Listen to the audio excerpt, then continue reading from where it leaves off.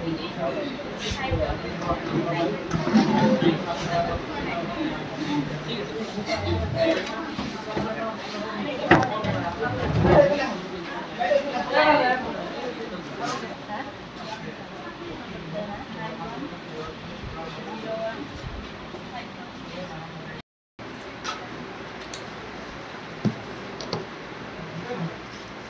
aku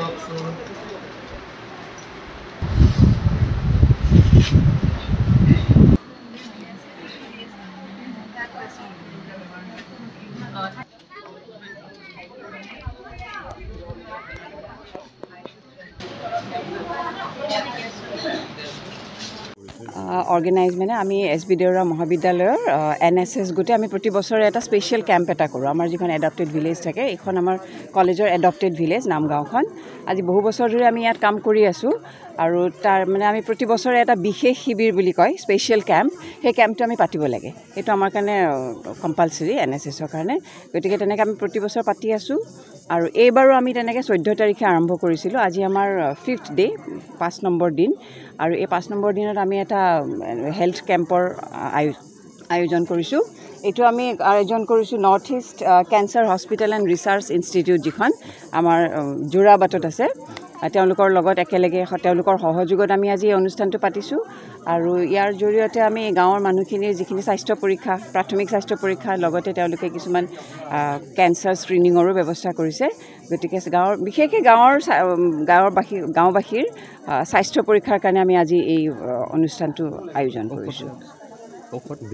বিনামূলীয়া ঔষধো আমি তেওঁলোকে আনিছে নৰ্থ ইষ্ট কেঞ্চাৰ হস্পিটেলৰ ফালৰ পৰা সেই বিনামূলীয়া আমি ঔষধো বিতৰণ কৰিছোঁ গতিকে ইয়াৰ পৰা আমি গাঁৱৰ ৰাইজৰ উপকাৰ হ'ব বুলি আশা কৰিছোঁ আৰু ভৱিষ্যতেও আমি এনেকুৱা কাৰ্যসূচী হাতত ল'ম বুলি আজি প্ৰথম আৰম্ভণি কৰিছোঁ ভৱিষ্যতেও আমি তেওঁলোকৰ লগত নৰ্থ ইষ্ট কেঞ্চাৰ হস্পিটেলৰ লগত আমি আৰু কিছুমান তেনেকৈ আঁচনি কৰিছোঁ আৰু তেনেকুৱা ধৰণৰ কাম ইয়াত কৰি যাম বুলি আমি ডক্টৰ অভিষেক হেড নেক চাৰ্জন হয় নৰ্থ ইষ্ট কেঞ্চাৰ হস্পিটেলৰ পৰা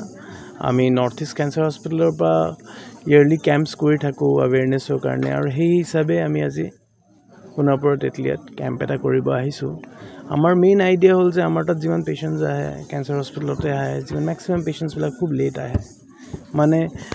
ষ্টেজ 3 ষ্টেজ 4 আমি যোনটো লেট ষ্টেজ কওঁ সেইটোতে আহি পায়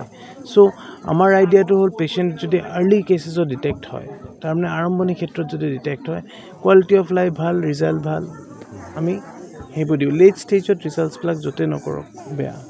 চ' সেই হিচাপে সেই আইডিয়া মতে লৈ আমি ৰেগুলাৰলি স্ক্ৰিনিং কেম্প কৰি থাকোঁ আৰু আমি ইয়াৰলি ইয়াতে আগতেও কৰিছোঁ সোণাপুৰত প্লাছ আমি লামডিঙতো কৰিছোঁ মেবি জইনিংলি নেক্সট মান্থ আমি ডিমাপুৰতো কৰিম সেই হিচাপে আমি কেম্প কৰি থাকোঁ এণ্ড সেই আইডিয়াতে আহিছোঁ এণ্ড যে পেচেণ্টে আৰ্লি পেচেণ্ট ডিটেক্ট হওক যে পেচেণ্ট ভাল হওক আমাৰ north east cancer hospital multi speciality hospital পূৰা হয় বা মেইনলি কেঞ্চাৰ ইনষ্টিটিউট হয় তাতে গোটেইখিনি সুবিধা আছে ৰেডিয়েশ্যনৰ কেম'থেৰাপি হওক বা চাৰ্জাৰী হওক আৰু আমাৰ হস্পিটেল আয়ুষ্মানৰ লগত এটাচড আছে চ' অটল অমৃতৰ যিমান কেচেছ আছে আমাৰ সেইখিনিত বহুতখিনি ফ্ৰী সুবিধাখিনি পায় আমাৰ লগত হয় মই ডক্টৰ নেন্সি ব্ৰহ্মা আমি নৰ্থ ইষ্ট কেঞ্চাৰ হস্পিটেলৰ বেনাৰত আহিছোঁ তেওঁলোকৰ